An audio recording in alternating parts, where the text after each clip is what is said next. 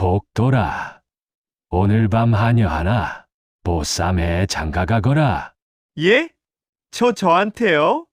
바보 머슴 복돌은 그날 밤 인생 최대의 실수를 저지릅니다. 하녀인 줄 알고 잡아온 여인이 알고 보니 궁녀였고, 더 놀라운 건 그녀가 나라를 뒤흔들 비밀을 품고 있었다는 사실. 과연 바보 머슴은 이 위기를 어떻게 헤쳐나갈까요? 연희아담에 오신 여러분 환영합니다. 구독과 좋아요 눌러주세요. 이야기 시작하겠습니다. 어느 고을에 복돌이라는 머슴이 살고 있었습니다. 복돌은 태어날 때부터 머리가 둔하기로 소문난 바보였지요. 하지만 힘만큼은 장사였기에 최참봉 댁에서 머슴살이를 하며 근근히 끼니를 이어가고 있었습니다. 정월대 보름날이었습니다. 최참봉은 술상을 차려놓고 복돌을 불러들였습니다. 이놈아, 내 나이가 벌써 30이 아니냐? 언제까지 혼자 살 셈이냐? 복돌은 멀뚱히 술잔만 바라보았습니다. 최참봉이 술을 따라주며 말을 이었습니다. 오늘 밤 하녀 하나 보쌈에서 장가라도 가거라. 요즘 세상에 그것도 방법이다. 술 기운에 귀가 얇아진 복돌은 고개를 끄덕였습니다. 그럼 오늘이 날인가요? 최참봉은 껄껄 웃으며 복돌의 등을 두드렸습니다. 달빛이 환한 밤이었습니다. 복돌은 비틀거리며 마을 뒷길로 나섰습니다. 그리고 어둠 속에서 분홍빛 장옷을 걸친 여인 하나를 발견했지요. 복돌은 주저없이 그 여인을 짊어졌습니다. 하지만 복돌은 알지 못했습니다. 자신이 보쌈한 이가 하녀가 아니라 궁녀 연홍이라는 사실을 말이지요. 복돌은 여인을 짊어지고 산길을 오르면서도 이상함을 느꼈습니다. 몸에서 은은한 향 냄새가 났습니다. 하녀치고는 너무나 고운 향이었지요. 여인은 욕을 하지 않았습니다. 발버둥을 치다가도 이내 한숨만 쉬었습니다. 요즘 하녀들은 말씨가 참 고우시네요. 복돌이 중얼거리자 여인이 낮게 웃었습니다. 내가 바보인 건 소문으로만 들었는데 과연 그렇구나. 복돌은 그 말투에 움찔했습니다. 하녀가 아닌 것 같았기 때문이지요. 움막에 도착했습니다. 복돌은 조심스럽게 여인을 내려놓았습니다. 달빛 아래 드러난 여인의 얼굴을 보는 순간 복돌의 입이 떡 벌어졌습니다. 너무나 아름다웠습니다. 그리고 그 품위는 하녀의 것이 아니었지요. 저 혹시 양반집 규수이신가요? 여인은 대답 대신 고개를 돌렸습니다. 복돌은 가슴이 철렁 내려앉았습니다. 자신이 큰일을 저질렀다는 생각이 들었지요. 제가 잘못 봤습니다. 보내드리겠습니다. 하지만 여인은 일어서지 않았습니다. 어차피 갈 곳도 없다. 오늘 밤은 여기서 쉬겠다. 여인의 목소리에는 깊은 피로가 배어 있었습니다. 복돌은 어쩔 줄 몰라 하며 멀거니 서 있었습니다. 그리고 그날 밤, 복돌은 움막 밖에서 밤을 지새웠지요. 동이 트자 여인이 깨어났습니다. 복돌은 울부짖음이 터져 나올 줄 알았습니다. 하지만 여인은 조용히 물 한 모금을 마시고 움막을 둘러보았지요. 이곳이 내 집이냐? 예, 허름하지만 비는 안 셉니다. 여인은 고개를 끄덕였습니다. 묻겠다. 내가 나를 잡아온 것이냐? 아니면 내 운명이 나를 여기로 끌고 온 것이냐? 복돌은 그 말투의 등골이 서늘해졌습니다. 하녀가 쓸 말투가 아니었지요. 저는 그저 하녀를 보쌈하라 해서. 하녀? 여인이 쓸쓸히 웃었습니다. 그래, 이제는 하녀나 다름없구나. 복돌은 무릎을 꿇었습니다. 죄송합니다. 제가 술을 먹고 정신이 없었습니다. 여인은 복돌을 가만히 바라보았습니다. 일어서거라. 내게 죄를 묻지는 않겠다. 하지만 내 이름은 연홍이다. 기억하거라. 연홍은 창문 밖을 바라보았습니다. 그 눈빛에는 깊은 슬픔과 체념이 서려 있었지요. 복돌은 그 순간 깨달았습니다. 아, 나 오늘 큰일 저질렀구나. 하지만 이상하게도 가슴 한편이 두근거렸습니다. 처음 보는 여인이었지만 묘하게 마음이 쓰였던 것이지요. 연홍은 품고 있던 작은 보따리를 풀었습니다. 그 안에는 옷가지 몇 벌과 은장도 하나가 들어 있었지요. 그런데 보따리를 정리하던 중 무언가 바닥에 떨어졌습니다. 땅. 복돌이 그것을 주워 들었습니다. 금빛으로 빛나는 비녀였습니다. 그런데 그 비녀에는 용문이가 선명하게 새겨져 있었지요. 복돌의 손이 떨렸습니다. 이건... 연홍이 황급히 비녀를 낚아챘습니다. 보지 마라. 하지만 이미 늦었습니다. 복돌은 덜컥 겁이 나서 숨이 막혔지요. 용문이는 왕실의 것이었습니다. 아무리 바보라도 그것만큼은 알고 있었습니다. 아씨 아니, 나리 혹시... 복돌이 말을 잇지 못하자 연홍이 차갑게 말했습니다. 궁금해하지 마라. 모르는 게 내 살 길이다. 그날 밤 움막에 손님이 찾아왔습니다. 마을의 무당 묘선이었습니다. 묘선은 움막 앞에 서서 한참을 망설이다가 문을 두드렸습니다. 복돌아, 나다. 복돌이 문을 열자 묘선은 안으로 들어왔습니다. 그리고 연홍을 보는 순간 묘선의 얼굴이 창백해졌지요. 이런 기운이... 묘선은 복돌을 끌고 밖으로 나갔습니다. 이놈아, 너 사람 하나 잘못 보쌈했다. 알고 있습니다. 그래서 보내드리려고. 보낼 수가 있겠느냐. 그 계집엔 궁에 피비린내가 붙었구나. 복돌의 얼굴이 하얗게 질렸습니다. 묘선은 한숨을 쉬며 말했습니다. 저 계집을 두면 내 목숨이 위태롭다.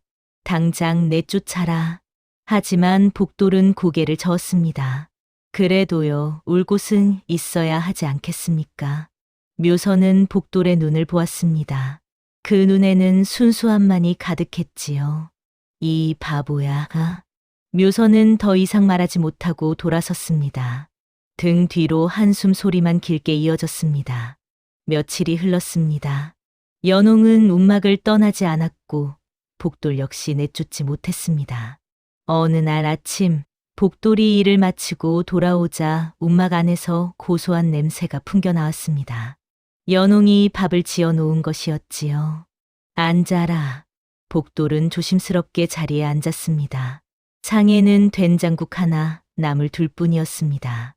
하지만 복돌이 한 숟가락 떠먹는 순간 눈이 커졌지요. 이건... 맛이 달랐습니다. 같은 된장이고 같은 나물인데 이렇게 깊고 단정한 맛이 날 수가 없었습니다. 복돌은 숟가락을 놓고 말했습니다. 이건 사람 잡는 맛입니다.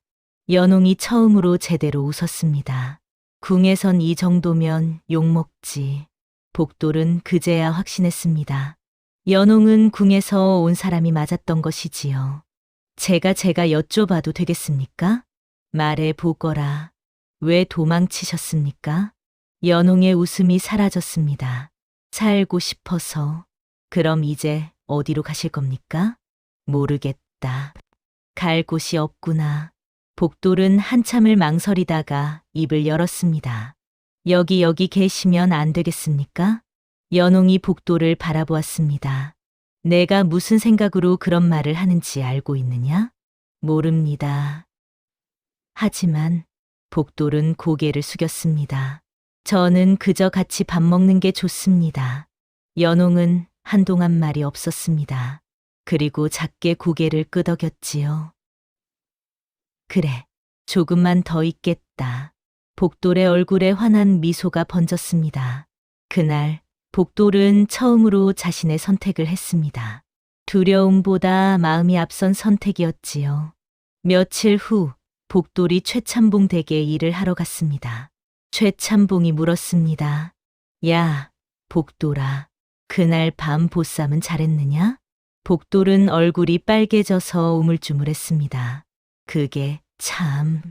뭐야, 성공했단 말이냐? 최참봉이 껄껄 웃으며 복돌의 등을 두드렸습니다. 그래, 장하다. 바보 놈이 드디어 장가를 들었구나.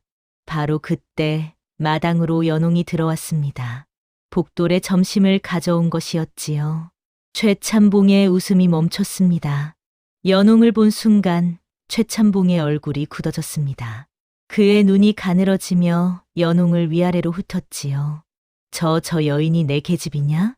예, 마님. 어디서 데려왔느냐? 그게 그날 밤에. 최참봉은 더 이상 듣지 않았습니다. 연홍에게 다가가며 물었습니다. 내 이름이 무엇이냐? 연홍이라 합니다. 연홍의 말투는 또렷했습니다. 하녀의 말투가 아니었지요. 최참봉의 눈빛이 변했습니다. 저 눈매 어디선가 본 적이 있는데 연홍은 숨지 않았습니다. 되레 최참봉의 눈을 똑바로 바라보았지요. 그 순간 최참봉의 기억 속에서 무언가가 떠올랐습니다. 3년 전 한양에 올라갔을 때였습니다. 우연히 대궐 담장 밖에서 궁녀 행렬을 본 적이 있었지요. 그때 눈에 들어온 궁녀 하나가 있었습니다. 바로 저 눈매였습니다. 최참봉의 입꼬리가 올라갔습니다. 그래, 알겠다. 복돌이 불안한 얼굴로 물었습니다. 마님, 무엇을 아셨다는 겁니까? 아무것도 아니다. 가서 일이나 해라. 연홍은 점심 보자기를 복돌에게 건네고 돌아섰습니다. 최참봉은 연홍의 뒷모습을 지켜보며 혀를 찼습니다. 저런 계집을 바보 놈이 차지하다니. 그날부터 최참봉의 욕심이 꿈틀대기 시작했습니다. 궁에서 도망친 여인. 그것도 저렇게 아리따운 여인이라면 얼마나 큰 비밀을 품고 있을까요? 최참봉은 음흉한 미소를 지었습니다. 쓸모가 있겠구나. 그날 저녁 마을에 낯선 사내 하나가 들어왔습니다. 말쑥한 옷차림에 가는 허리, 그리고 묘하게 높은 목소리를 가진 사내였지요. 내관 박성우였습니다. 박성우는 마을 주막의 자리를 잡고 앉아 술 한 잔을 시켰습니다. 주모, 이 마을이 참 한적하구려. 예, 나리. 별일 없는 조용한 마을이지요. 박성우는 웃으며 물었습니다. 그런데 혹시 이 근방에 분홍 잠옷을 입은 여인 본 적 없소? 주모의 손이 잠시 멈췄습니다. 분홍 잠옷이라 글쎄요. 본 적이 없는 것 같습니다. 그래요? 혹시라도 보시면 제게 알려주시오. 후하게 살해하겠소. 박성우는 은자 몇 냥을 상 위에 올려놓았습니다. 주모의 눈이 반짝였지요. 바로 그때 주막 문이 열리며 무당 묘선이 들어왔습니다. 묘선은 박성우를 보는 순간 몸이 굳었습니다. 그의 기운을 느낀 것이지요. 차갑고 날카로운 기운, 궁의 냄새였습니다. 묘선은 애써 태연한 척하며 자리에 앉았습니다. 하지만 등골이 서늘했지요. 박성우가 묘선에게 다가왔습니다. 무당님, 이 마을에 오래 사셨소? 예, 그렇습니다. 그럼 마을 사람들을 잘 아시겠구려. 혹시 정월대 보름 밤에 이상한 일 없었소? 묘선의 심장이 쿵쾅거렸습니다. 이상한 일이라니요? 여인 하나가 사라졌소. 아마도 이 근방으로 왔을 것이오. 묘선은 천천히 고개를 저었습니다. 모르는 일입니다. 이 마을엔 그런 일이 없었습니다. 박성우는 묘선의 눈을 가만히 들여다보았습니다. 그리고 빙그레 웃었지요. 그렇소? 그럼 혹시라도 보시면 알려주시오. 박성우가 주막을 나가자 묘선은 한숨을 내쉬었습니다.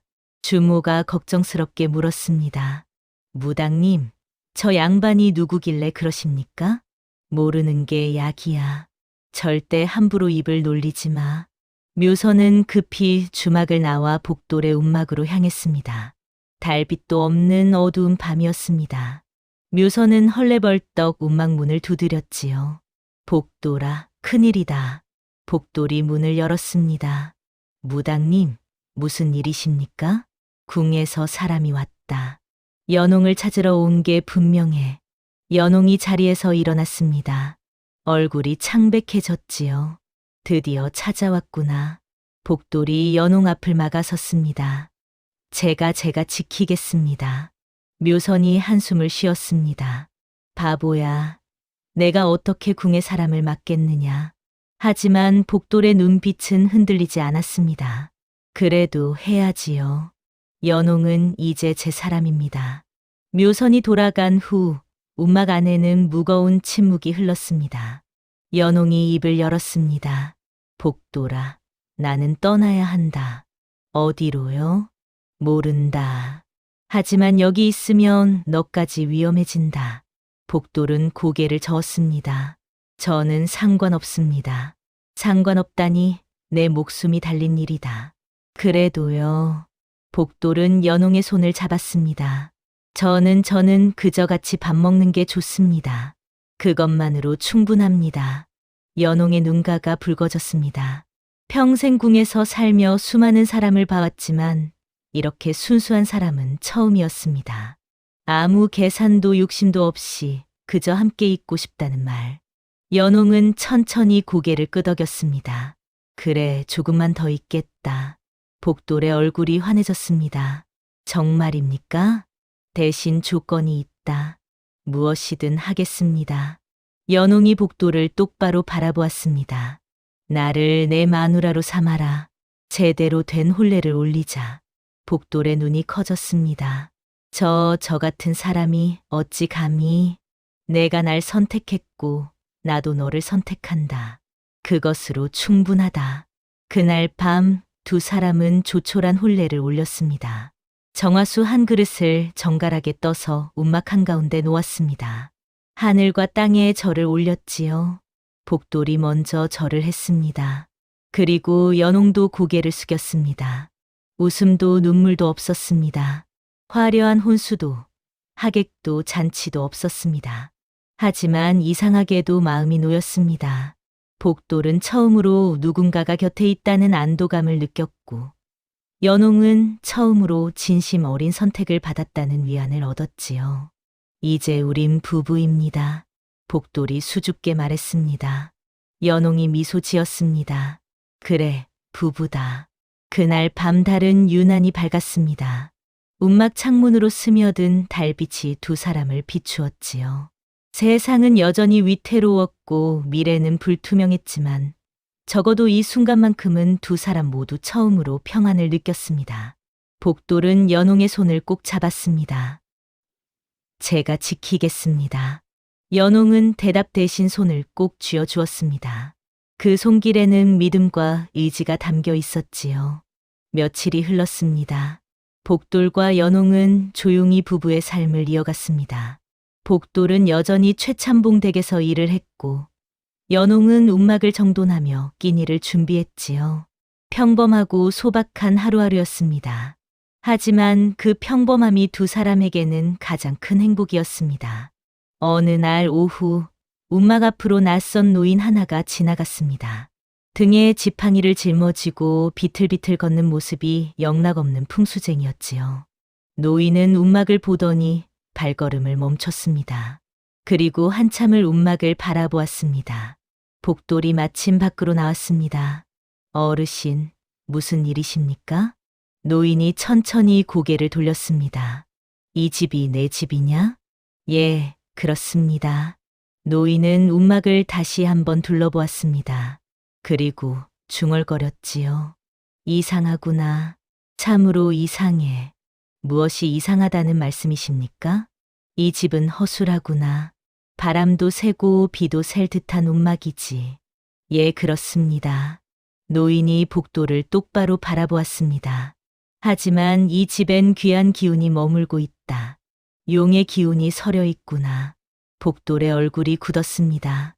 용의 기운이라니요? 이 집은 사람 하나로 천지가 뒤집히겠구나.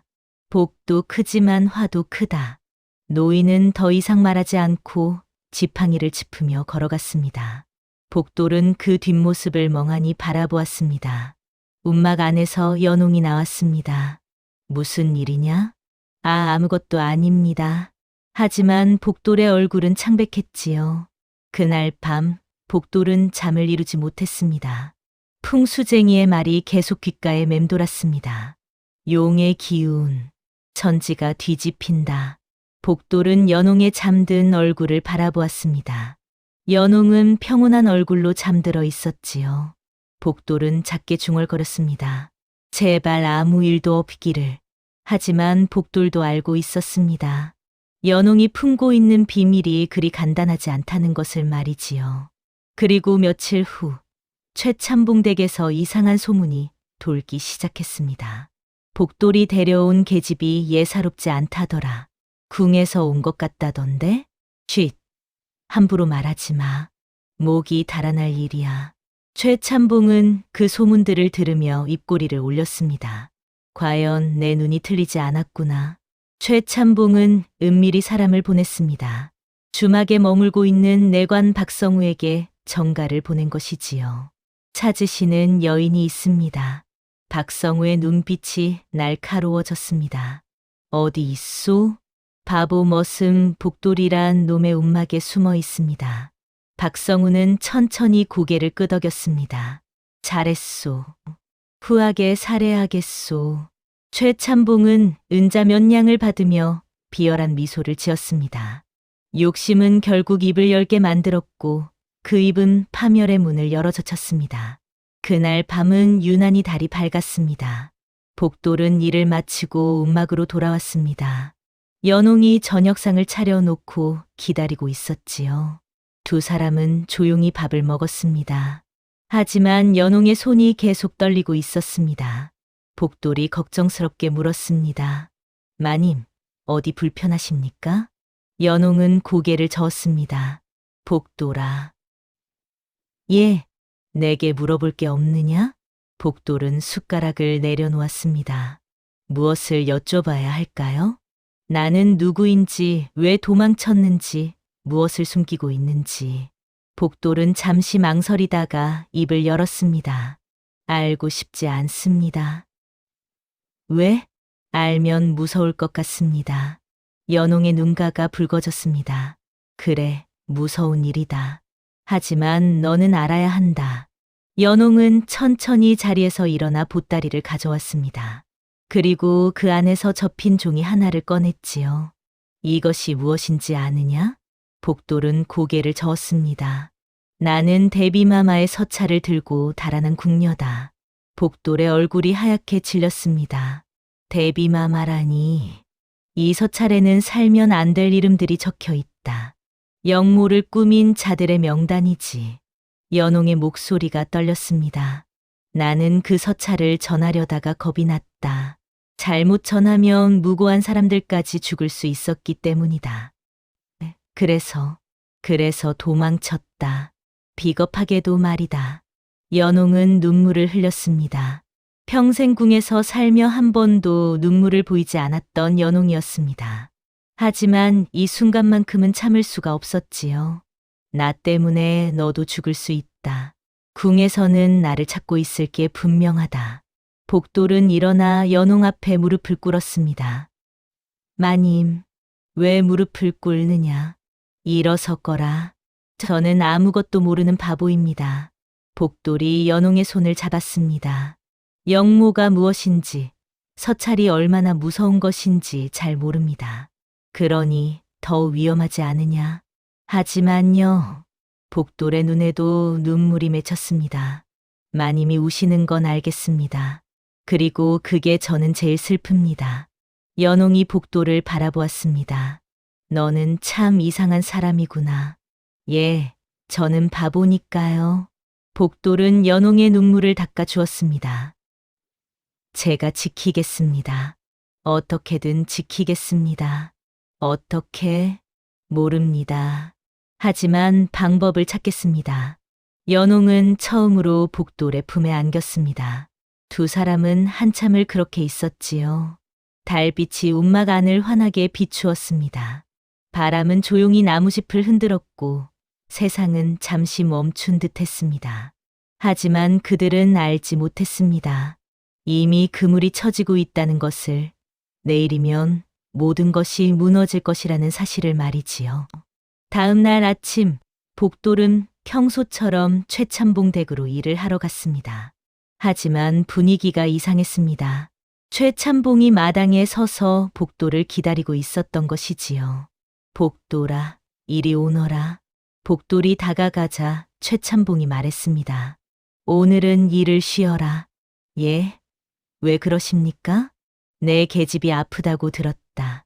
복돌은 고개를 갸우뚱했습니다. 연홍은 아프지 않았기 때문이지요. 아닙니다, 마님. 연홍은 건강합니다. 최참봉의 얼굴이 굳었습니다. 그럼 내 계집 이름이 연홍이라는 게 확실하냐? 예, 그렇습니다. 최참봉은 천천히 고개를 끄덕였습니다. 알겠다. 그럼 어서 가보거라. 복돌은 이상함을 느끼며 움막으로 향했습니다. 하지만 움막에 도착하는 순간 복돌의 발걸음이 멈췄습니다. 움막 앞에 낯선 사람들이 서 있었기 때문이지요. 내관 박성우와 관병 5명이었습니다. 저기 무슨 일이십니까? 박성우가 돌아보며 웃었습니다. 내가 이 집 주인이냐? 예, 그렇습니다. 그럼 안에 있는 여인도 내 것이냐? 복돌의 가슴이 철렁 내려앉았습니다. 연홍은 제 마누라입니다. 박성우의 웃음이 깊어졌습니다. 마누라? 하하, 재미있구나. 도망친 궁녀를 마누라로 삼다니. 무슨 말씀이십니까? 모르쇠로 나오느냐? 좋다. 그럼 직접 확인하지. 박성우가 손짓하자 관병들이 움막 안으로 들어갔습니다. 잠시 후 연홍이 끌려 나왔습니다. 놓으시오. 이 사람은 죄가 없소. 복돌이 소리쳤지만 관병들은 움직이지 않았습니다. 박성우가 연홍에게 다가갔습니다. 오래간만이구려, 연홍. 연홍은 고개를 들지 않았습니다. 서찰은 어디 있느냐? 모르는 일입니다. 이 계집이 아직도 발뺌을 하는구나. 박성우가 손을 들어 움막을 뒤지라고 명령했습니다. 관병들이 움막을 난장판으로 만들기 시작했습니다. 복돌은 그 모습을 보며 주먹을 불끈 쥐었습니다. 그만하시오. 하지만 아무도 듣지 않았습니다. 그때였습니다. 한 관병이 보따리에서 금빛 비녀를 꺼냈습니다. 내관나리, 이것을 보십시오. 박성우가 비녀를 받아 들었습니다. 용문이가 선명한 비녀였지요. 역시 내가 가져온 게 맞구나. 연홍의 얼굴이 창백해졌습니다. 박성우는 비녀를 품에 넣으며 말했습니다. 연홍, 너는 대비마마의 물건을 훔쳐 달아난 도망노비다. 이제 함께 가자. 저는 도망노비가 아닙니다. 입을 닫혀라. 변명은 궁에 가서 하거라. 박성우가 손을 들자 관병들이 연홍을 끌고 가려 했습니다. 복돌이 연홍 앞을 막아섰습니다. 안 됩니다. 연홍은 제 마누라입니다. 박성우의 눈빛이 차갑게 변했습니다. 비켜라, 머슴놈. 감히 관의 일을 막느냐? 막겠습니다. 이 사람은 죄가 없습니다. 그 순간 처음으로 머슴이 주인을 거스르는 순간이었습니다. 세상의 질서가 흔들리는 순간이었지요. 박성우는 복돌을 비웃었습니다. 내가 뭔데 감히 관의 일을 막느냐? 저는 이 사람의 남편입니다. 남편. 하하. 박성우가 크게 웃었습니다. 궁녀가 어찌 남편을 둘 수 있느냐. 이 바보 같은 놈아. 복돌의 주먹이 떨렸습니다. 연홍은 더 이상 궁녀가 아닙니다. 저와 혼례를 올렸습니다. 박성우의 웃음이 멈췄습니다. 혼례? 궁녀와 머슴이 혼례라니. 그것이 말이 되느냐? 됩니다. 저희는 하늘과 땅에 절을 올렸습니다. 박성우는 고개를 저었습니다. 어리석은 놈이로구나. 그럼 진실을 알려주지. 박성우가 연홍을 가리켰습니다. 이 계집은 궁녀가 맞다. 하지만 그뿐이 아니다. 무슨 말씀이십니까? 이 계집은 영무의 증거를 훔쳐 달아난 역적이다. 복돌의 얼굴이 굳었습니다. 박성우는 계속 말을 이었습니다. 대비마마께서 신임하시던 궁녀가 감히 서찰을 훔쳤다. 그 서찰에는 나라를 뒤엎으려는 자들의 이름이 적혀 있었지. 그건 조용히 해라. 박성우의 목소리가 날카로워졌습니다. 이 계집을 숨겨준 죄만으로도 내 목이 달아날 수 있다. 그런데도 막아서겠느냐? 복돌은 몸이 떨렸습니다. 두려웠습니다. 죽음이 두려웠고 고문이 두려웠습니다. 하지만 연홍을 잃는 게 더 두려웠습니다. 그래도 안 됩니다. 박성우는 한숨을 쉬었습니다. 어쩔 수 없구나. 너도 함께 끌고 가야겠다. 관병들이 복돌에게 다가왔습니다. 바로 그때 연홍이 소리쳤습니다. 기다리시오. 모두의 시선이 연홍에게 쏠렸습니다. 연홍은 천천히 입을 열었습니다. 서찰은 제가 불태웠습니다. 박성우의 얼굴이 일그러졌습니다. 뭐라고? 제가 두려워서 불태워버렸습니다. 이제 이 세상 어디에도 그 서찰은 없습니다. 이 미친 계집이. 박성우가 손을 들어 연홍의 뺨을 때렸습니다. 찰싹. 연홍의 고개가 돌아갔습니다. 복돌의 눈빛이 변했습니다. 감히. 복돌이 박성우에게 달려들었습니다. 관병들이 복돌을 막았지만 복돌의 힘은 장사였습니다. 2명의 관병이 나가 떨어졌지요. 박성우는 황급히 뒤로 물러났습니다. 이놈을 제압해라. 나머지 관병들이 복돌을 덮쳤습니다.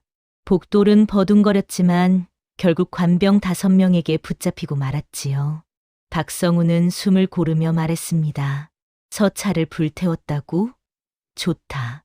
그럼 내 입으로 직접 말하게 만들어주지. 연홍의 얼굴이 창백해졌습니다. 박성우는 관병들에게 명령했습니다. 이 2 놈을 한양으로 끌고 가라. 대비마마께 직접 여쭤봐야겠다. 마을 사람들이 하나둘 모여들었습니다. 그들은 복돌과 연홍이 끌려가는 모습을 지켜보았지요. 하지만 아무도 나서지 않았습니다. 두려웠기 때문입니다. 복돌과 연홍은 새끼줄에 묶여 끌려갔습니다. 한양으로 가는 길은 멀고 험했습니다. 박성우는 서두르지 않았습니다. 되레 천천히 걸으며 2 사람을 괴롭혔지요. 야, 바보 머슴. 내가 그 계집을 지키겠다고 했지? 복돌은 대답하지 않았습니다. 하지만 보거라. 내가 할 수 있는 게 뭐가 있느냐. 아무것도 없지 않느냐. 박성우는 비웃었습니다. 신분도 없고 힘도 없고 돈도 없는 주제에 무엇을 지킨다는 게냐. 복돌의 주먹이 떨렸습니다. 마을을 지나갈 때였습니다. 마을 사람들이 길가에 나와 구경했습니다. 저게 역적을 숨겨준 놈이래. 쯔쯔, 바보 놈이 분수도 모르고 저런 계집을 어디서 얻어다가. 사람들은 복돌과 연홍에게 돌을 던졌습니다.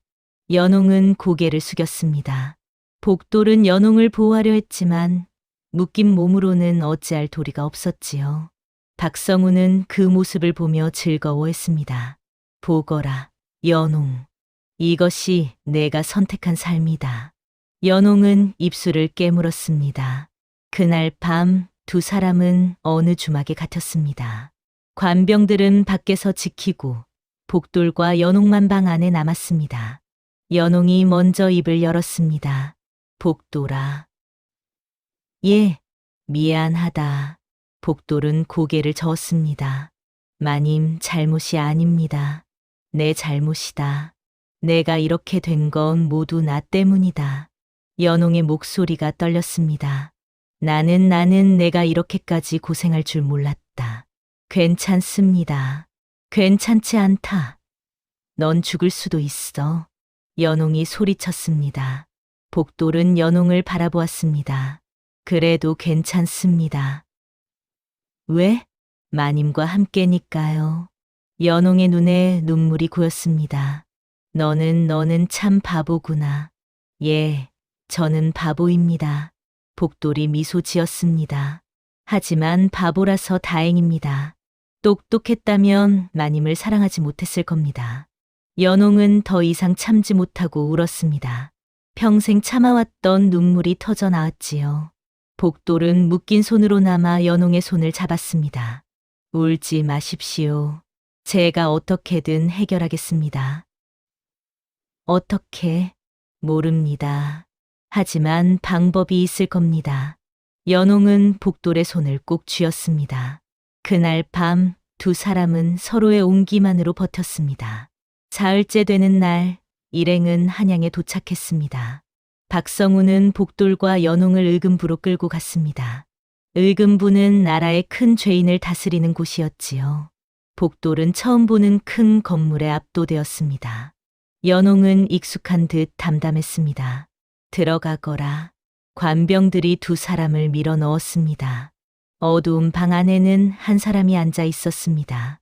촛불 아래 드러난 얼굴은 차갑고 날카로웠지요. 오래 기다렸다, 연홍. 낮고 음산한 목소리였습니다. 연홍의 몸이 굳었습니다. 정대감. 정대감이라 불린 자는 정승의 자리에 있는 권력자였습니다. 하지만 그의 속내는 썩어 있었지요. 내가 훔친 서찰 때문에 얼마나 애를 먹었는지 아느냐? 서찰은 없습니다. 제가 불태웠습니다. 거짓말. 정대감이 상을 내리쳤습니다. 서찰이 없다면 내 기억이라도 있을 게 아니냐. 기억나지 않습니다. 그럼 기억나게 해주지. 정대감이 손짓하자 고문 도구들이 들어왔습니다. 복돌이 소리쳤습니다. 저 사람은 죄가 없습니다. 정대감이 복돌을 보았습니다. 내가 뭔데 끼어드느냐? 저는 연홍의 남편입니다. 남편? 정대감이 비웃었습니다. 궁녀가 어찌 남편을 두느냐? 내 주제를 알아라, 머슴놈. 주제가 어찌 되었든 저는 연홍을 사랑합니다. 정대감의 눈빛이 차갑게 식었습니다. 사랑? 하찮은 것들이 사랑을 운운하는구나. 정대감은 자리에서 일어났습니다. 좋다. 그럼 내 앞에서 저 계집이 고문당하는 걸 지켜보거라. 그것이 내 사랑의 값이다. 복돌의 얼굴이 창백해졌습니다. 연홍이 소리쳤습니다. 복돌은 아무것도 모릅니다. 제발 보내주십시오. 닥쳐라. 내 입으로 서찰 속 이름들을 대라. 그럼 이 머슴 놈은 살려주지. 연홍은 입술을 깨물었습니다. 서찰 속에는 무고한 사람들의 이름도 있었습니다. 정대감이 제거하고 싶어 하는 정적들의 이름이었지요. 만약 그 이름들을 대면 수많은 사람이 죽게 됩니다. 하지만 되지 않으면 복돌이 죽습니다. 연홍은 선택의 기로에 섰습니다. 정대감은 비열한 미소를 지으며 기다렸습니다. 어서 말해보거라. 내 남편의 목숨이 달렸다. 연홍의 손이 떨렸습니다. 복돌은 연홍을 바라보며 고개를 저었습니다. 마님, 저는 괜찮습니다. 말씀하지 마십시오. 하지만 연홍의 마음은 갈기갈기 찢어지고 있었습니다. 정대감은 더 이상 기다리지 않았습니다. 시간을 주지. 오늘 해가 지기 전까지 말하지 않으면 저 머슴 놈부터 죽인다. 관병들이 복돌을 끌고 나갔습니다. 복돌, 복돌아. 연홍이 소리쳤지만 복돌은 이미 사라진 뒤였습니다. 연홍은 홀로 방에 남겨졌습니다. 촛불만이 흔들리고 있었지요. 연홍은 무릎을 꿇고 앉았습니다. 손바닥으로 얼굴을 감쌌습니다. 어찌해야 하느냐, 어찌해야. 연홍은 평생궁에서 수많은 음모와 배신을 봐왔습니다. 사람들이 죽고 누명을 쓰고 가족이 풍비박산 나는 모습을 지켜봤지요. 그래서 서찰을 훔쳤습니다. 무고한 사람들을 살리고 싶었기 때문입니다. 하지만 지금은 단 한 사람, 복돌만 살리고 싶었습니다. 그것이 이기적이라는 걸 알면서도 말이지요. 해가 기울기 시작했습니다. 문이 열리며 정대감이 들어왔습니다. 결정했느냐? 연홍은 고개를 들었습니다. 만약 제가 말씀드리면 복돌을 살려주시겠습니까? 물론이지. 나는 약속을 지키는 사람이다. 연홍은 알고 있었습니다. 정대감의 약속은 거짓이라는 것을 말이지요. 하지만 선택의 여지가 없었습니다. 알겠습니다. 말씀드리겠습니다. 정대감의 입꼬리가 올라갔습니다. 현명한 선택이다. 자, 어서 말해보거라. 연홍이 입을 열려는 순간이었습니다. 밖에서 소란이 일어났습니다. 불이야, 불이야. 정대감이 황급히 밖으로 나갔습니다. 을금부 건물 한쪽에서 불길이 치솟고 있었습니다. 혼란 속에서 관병들이 우왕좌왕했지요. 바로 그때 방문이 열리며 무당 묘선이 들어왔습니다. 묘선, 조용히 해. 시간이 없어. 묘선은 연홍의 손을 잡고 밖으로 끌고 나갔습니다. 복돌은 이미 빼냈어. 어서 가자. 두 사람은 혼란을 틈타 의금부를 빠져나갔습니다. 하지만 복돌은 보이지 않았습니다. 복돌이 어디 있느냐? 다른 곳에 숨겨놨어. 너부터 살려야 해. 안 돼. 복돌 없이는 못 가. 묘선이 연홍의 어깨를 붙잡았습니다. 정신 차려. 지금 돌아가면 다 죽어. 하지만 연홍은 묘선의 손을 뿌리쳤습니다. 난 복돌 없이는 못 가. 연홍은 다시 의금부 쪽으로 달려갔습니다. 불길이 점점 커지고 있었습니다. 연기가 자욱했지요. 연홍은 복돌을 찾아 헤맸습니다. 복돌, 복돌아, 어디 있느냐? 그때 건물 한쪽에서 복돌의 목소리가 들렸습니다. 마님, 여기 계십니까? 연홍이 그쪽으로 달려갔습니다. 하지만 바로 그 순간 불길이 갑자기 솟구쳤습니다. 연홍의 앞을 가로막았지요. 복돌, 마님, 두 사람은 불길을 사이에 두고 서로를 바라보았습니다. 복돌이 소리쳤습니다. 마님, 도망가십시오. 안 돼. 함께 가야 해. 제발 살아주십시오. 복돌의 목소리가 점점 작아졌습니다. 그리고 마지막으로 들린 말, 살아서 잊어라. 불길이 더 크게 치솟으며 복돌의 모습을 삼켰습니다. 복돌, 복돌아. 연홍의 절규가 한양 하늘에 울려 퍼졌습니다. 묘선이 연홍을 붙잡았습니다. 가야 해. 더 있으면 다 죽어. 나라. 복돌이 저기 있어. 연홍은 발버둥 쳤지만 묘선은 놓지 않았습니다. 결국 연홍은 묘선에게 이끌려 그곳을 빠져나왔지요. 한참을 달린 후 두 사람은 한양성 밖 산속에 멈춰 섰습니다. 연홍은 주저앉아 울었습니다. 복돌, 복돌아. 묘선은 안타까운 표정으로 연홍을 바라보았습니다. 미안하다, 연홍. 왜 복돌을 구하지 못했느냐? 나도 최선을 다했다. 하지만 이미 늦었어. 연홍은 손으로 땅을 쳤습니다. 내 잘못이다, 모두 내 잘못이야. 묘선은 한숨을 쉬며 말했습니다. 복돌은 내가 살기를 바랐어. 그러니 살아야 해. 하지만 연홍에게 삶의 이유는 사라졌습니다. 며칠이 지났습니다. 연홍은 산속 움막에 숨어 지냈습니다. 밥을 먹지도 말을 하지도 않았지요. 그저 하염없이 눈물만 흘렸습니다. 묘선은 걱정스러웠지만 어찌할 도리가 없었습니다. 어느 날 묘선이 산 아래 마을에 내려갔다가 소식을 들었습니다. 의금부 화재로 죄인 한 명이 죽었다던데. 바보 머슴이라던가? 그래, 불에 타 죽었다고 하더라. 묘선의 얼굴이 굳었습니다. 결국 복돌은 죽은 것이었습니다. 묘선은 무거운 발걸음으로 움막으로 돌아왔습니다. 연홍에게 말해야 할지 고민했지만 결국 말하지 못했습니다.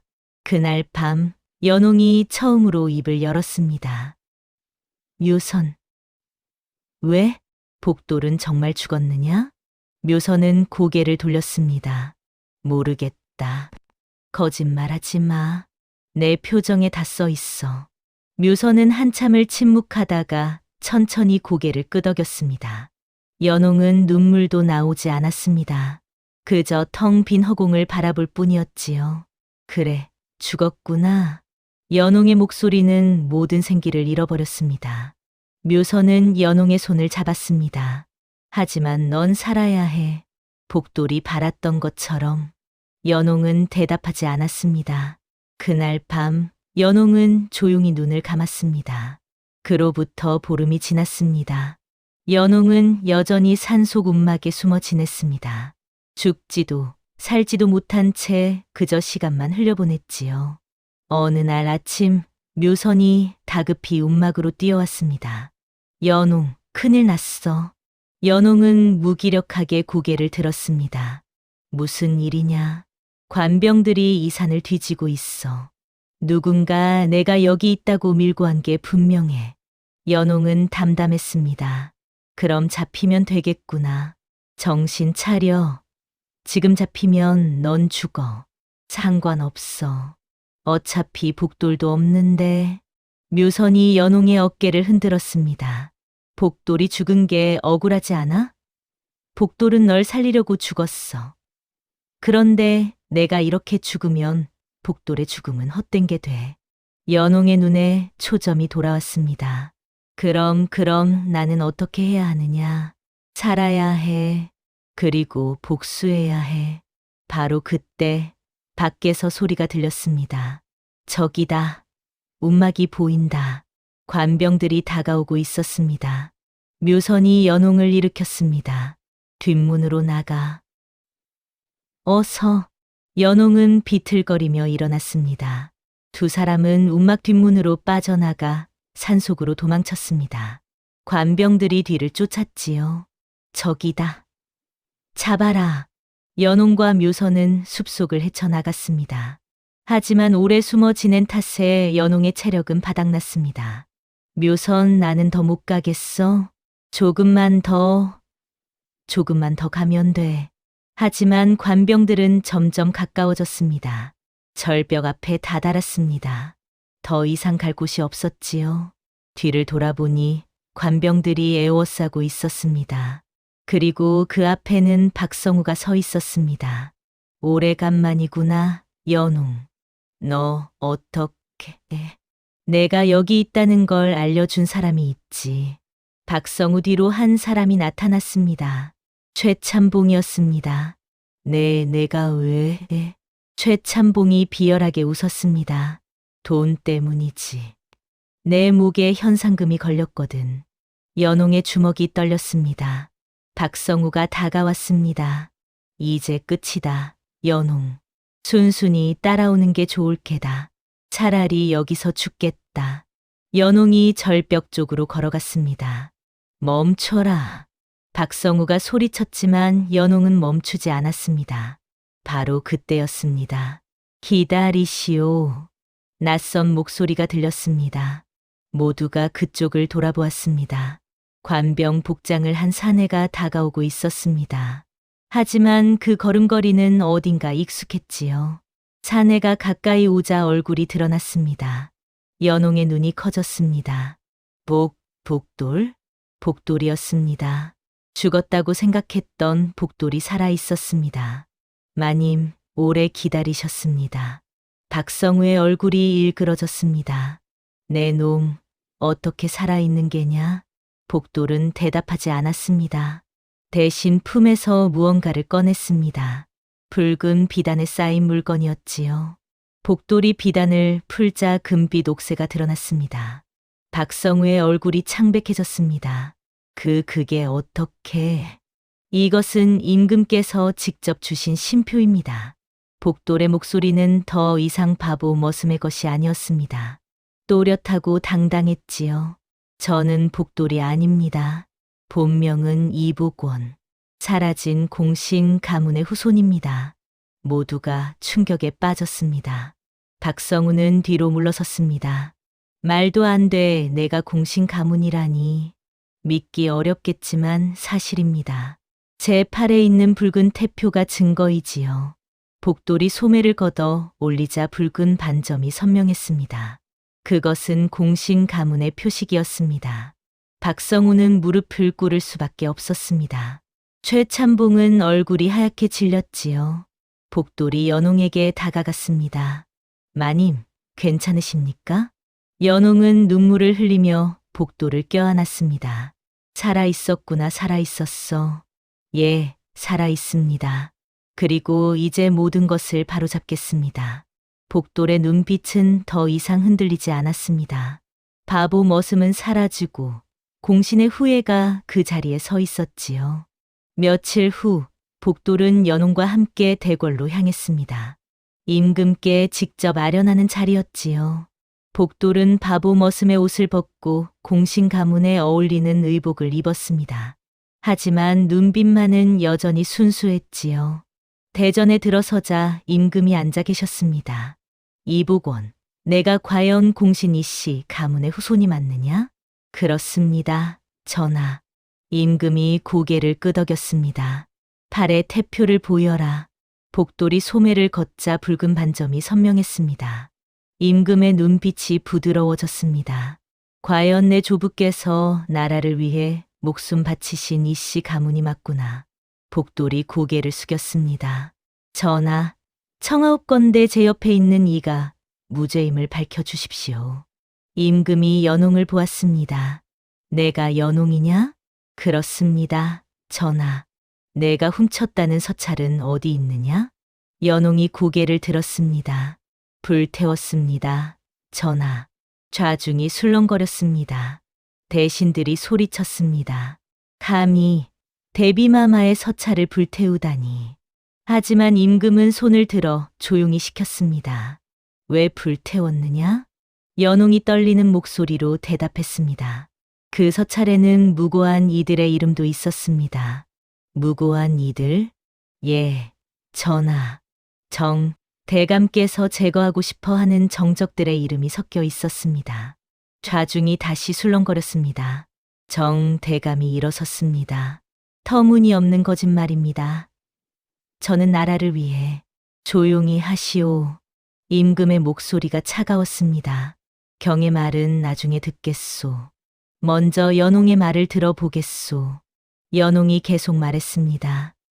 대비마마께서는 영무의 증거를 모으라 하셨으나 정대감은 그것을 이용해 무고한 이들까지 엮으려 했습니다. 증거가 있느냐? 서찰은 불태웠으나 기억은 남아 있습니다. 연홍은 또렷하게 말했습니다. 정대감께서 넣으려 했던 이름은 좌의정 윤대감, 병조판서 김대감, 그리고 연홍이 차례차례 이름을 댔습니다. 임금의 얼굴이 굳어졌습니다. 모두 충신으로 알려진 이들이었기 때문이지요. 경들은 어찌 생각하시오? 윤 좌의정이 나섰습니다. 전하, 연홍의 말이 사실이라면 이는 영모를 넘어선 영모입니다. 임금이 정대감을 노려보았습니다. 정대감, 할 말이 있으시오? 정대감의 얼굴은 사색이 되었습니다. 저는 잡아들이시오.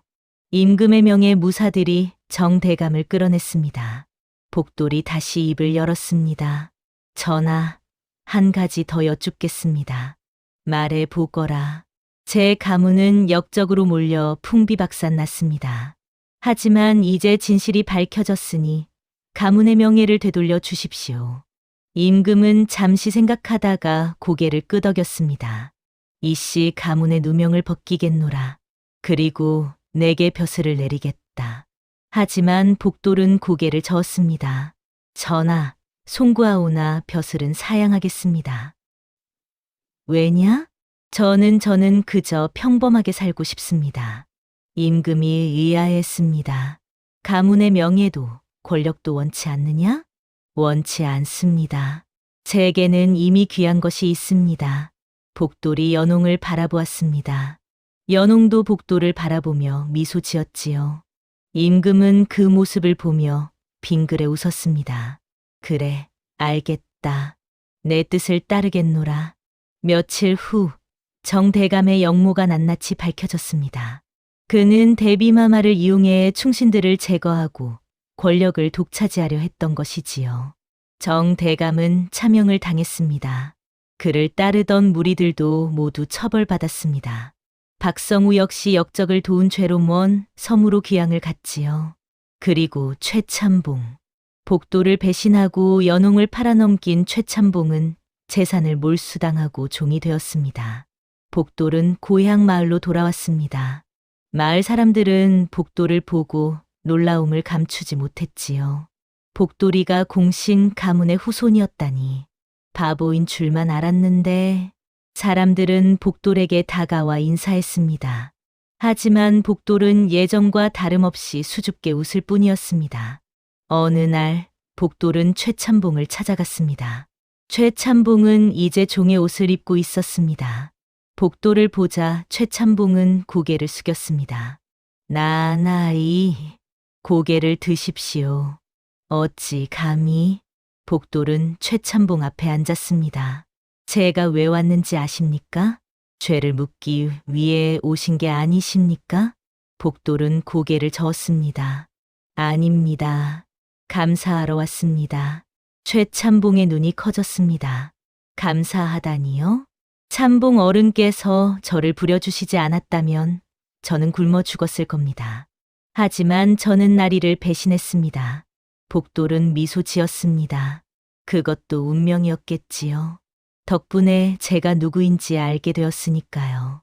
최참봉은 눈물을 흘렸습니다. 송구합니다. 정말 송구합니다. 복돌은 일어서며 말했습니다. 이제 새로운 삶을 사십시오. 과거에 얽매이지 마시고요. 복돌은 최참봉에게 은자 몇 냥을 건넸습니다. 이걸로 다시 시작하십시오. 최참봉은 떨리는 손으로 은자를 받았습니다. 복돌이 돌아서려는데 최참봉이 불렀습니다. 나리. 예? 나리는 참으로 대단한 분이십니다. 복돌은 고개를 저었습니다. 저는 그저 바보일 뿐입니다. 복돌은 움막으로 돌아왔습니다. 연홍이 저녁을 준비하고 있었지요. 다녀왔습니다. 어디 갔다 왔느냐? 최참봉 어른께 인사하러요. 연홍은 손을 멈추고 복돌을 바라보았습니다. 너는 참 이상한 사람이구나. 그렇습니까? 원수에게도 손을 내미는 사람이 어디 있느냐. 복돌은 웃었습니다. 원수라기보다는 그냥 불쌍한 사람 같았습니다. 연홍은 복돌을 껴안았습니다. 내가 있어 다행이야. 정말 다행이야. 복돌도 연홍을 꼭 안았습니다. 두 사람은 그렇게 한참을 있었지요. 달빛이 움막 안을 환하게 비추었습니다. 세상은 바뀌었지만 두 사람의 마음만큼은 변함이 없었습니다. 봄이 왔습니다. 복돌과 연홍은 여전히 작은 움막에서 살았습니다. 임금께서 큰 저택을 하사하겠다 했지만 복돌은 정중히 사양했지요. 전하, 저는 이곳이 좋습니다. 왜냐? 이곳에서 연홍을 처음 만났고 이곳에서 사랑을 키웠습니다. 이곳이 제게는 가장 큰 궁궐입니다. 임금은 복돌의 말에 감탄했습니다. 참으로 귀한 마음을 가진 자로다. 복돌은 여전히 밭을 갈고 나무를 했습니다. 다만 이제는 머슴이 아니라 자기 땅에서 일했지요. 연홍은 밥을 짓고 옷을 입었습니다. 궁녀가 아니라 아내로서 말이지요. 두 사람은 평범한 부부로 살아갔습니다. 어느 날 무당 묘선이 찾아왔습니다. 복돌아, 잘 지내느냐? 예, 무당님. 덕분에 잘 지내고 있습니다. 묘선은 움막을 둘러보며 고개를 끄덕였습니다. 예전 풍수쟁이가 한 말이 맞았구나. 무슨 말씀이십니까? 이 집은 사람 하나로 천지가 뒤집히겠다고 했지. 과연 그렇게 됐어. 복돌이 웃었습니다. 하지만 천지가 뒤집혀도 저는 여전히 바보 머슴입니다. 그 바보스러움이 세상을 바꿨단다. 묘선은 복돌의 어깨를 두드리며 말했습니다. 앞으로도 그 마음 잃지 마라. 예, 명심하겠습니다. 묘선이 떠난 후 복돌과 연홍은 마당에 앉아 석양을 바라보았습니다. 복돌아. 예, 후회하지 않느냐? 무엇을요? 벼슬도 거절하고 저택도 거절하고 이렇게 가난하게 사는 것 말이다. 복돌은 고개를 저었습니다. 후회하지 않습니다. 왜? 마님과 함께 있으니까요. 연홍의 눈가가 붉어졌습니다. 너는 참 바보구나. 예, 저는 바보입니다. 그리고 그게 좋습니다. 복돌이 연홍의 손을 잡았습니다. 저는 권력도, 명예도, 부도 필요 없습니다. 그저 마님과 함께 밥 먹고, 함께 웃고, 함께 늙어가는 것. 그것만으로 충분합니다. 연홍은 복돌을 꼭 껴안았습니다. 나도 그래. 너와 함께라면 어디든 좋아. 두 사람은 석양을 바라보며 미소 지었습니다. 마을에는 이런 말이 남았습니다. 바보 머슴이 보쌈 하나로 팔자를 뒤집었으나 정작 건진 건 사람 하나였다. 세상 사람들은 복돌을 보고 말했지요. 저렇게 어리석은 자가 어디 있느냐. 하지만 진정하는 이들은 말했습니다. 저렇게 현명한 자가 어디 있느냐? 옛말에 백절불굴이라는 말이 있습니다. 어떠한 난관에도 굽히지 않고 이겨나간다는 뜻이지요. 복돌과 연홍은 수많은 시련을 겪었습니다. 하지만 서로를 향한 마음만큼은 꺾이지 않았습니다. 그리고 결국 그 마음이 모든 것을 이겨냈습니다. 진정한 대박은 돈도 권력도 명예도 아니었습니다. 진정한 대박은 끝까지 사람으로 남는 것이었습니다. 다음 영상을 빠르게 만나보시려면 좋아요와 구독을 눌러주세요. 그럼 더 재미있는 영상으로 찾아뵙겠습니다. 모두 행복한 하루 보내세요.